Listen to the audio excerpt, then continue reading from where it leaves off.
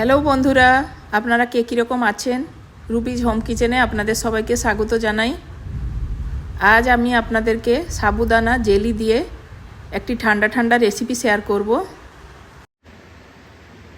এখন আমি একটা কড়াইতে 1 লিটার দুধ নিয়েছি। দুধটাকে জাল দেব। তার মধ্যে 2 চামচ মিল্ক পাউডার, কাস্টার্ড পাউডার 2 চামচ, চিনি স্বাদ মতো, এলাচের গুঁড়ো দিয়ে এটাকে ভালো করে মিক্স করে কিছুক্ষণের জন্য জাল দিয়ে নেব। এখন আমি এর মধ্যে কিছু ড্রাই ফ্রুটস কুচি দিয়ে গ্যাসটা বন্ধ করে দেবো, দিয়ে ঠান্ডা করে নেব। এপাশে আমি একটা পাত্রে চিয়া সিড জল দিয়ে ভিজিয়ে রাখবো। এপাশে আমি একটা কড়ার মধ্যে জল দিয়ে অপরাজিতা ফুল কিছু দিয়ে ওই জলটা ফুটে গেলে অপরাজিতা ফুলগুলোকে তুলে নেব। তার মধ্যে সাবুদানা দিয়ে দেবো, দিয়ে ওগুলো কিছুক্ষণ ফুটিয়ে নেওয়ার পর সাবুদানাটাকে ছেঁকে তুলে নেব। অপরাজিতা ফুলটা আপনারা নাও দিতে পারেন, আপনারা সিম্পল জল দিয়েও ফোটাতে পারেন। আমি শুধু কালারফুলের জন্য একটুখানি অপরাজিতা ফুল দিয়ে ওটাকে কালার করে নিয়েছি।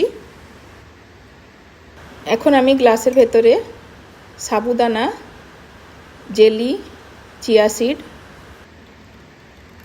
ঠান্ডা করা দুধটাও আমি এখন এর ভিতরে দিয়ে দিলাম, দিয়ে এভাবে পরপর আমি সাজিয়ে নেব।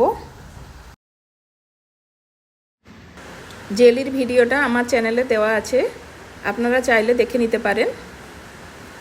এভাবে আমি এটাকে সাজিয়ে নেব। এবারে কিছু রুয়াবজা সিরাপ দিয়ে দেবো।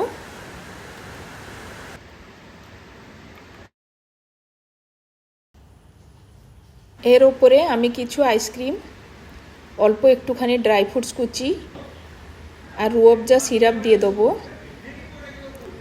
এভাবে ঠান্ডা ঠান্ডা পরিবেশন করলে খেতে খুব ভালো লাগবে। আপনারা একবার এভাবে বানিয়ে দেখতেই পারেন, খেতে খুব ভালো লাগে।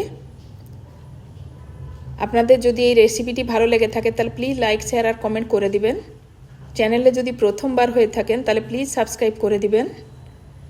আপনারা কে কোথা থেকে দেখছেন প্লিজ আমাকে কমেন্টে জানাবেন।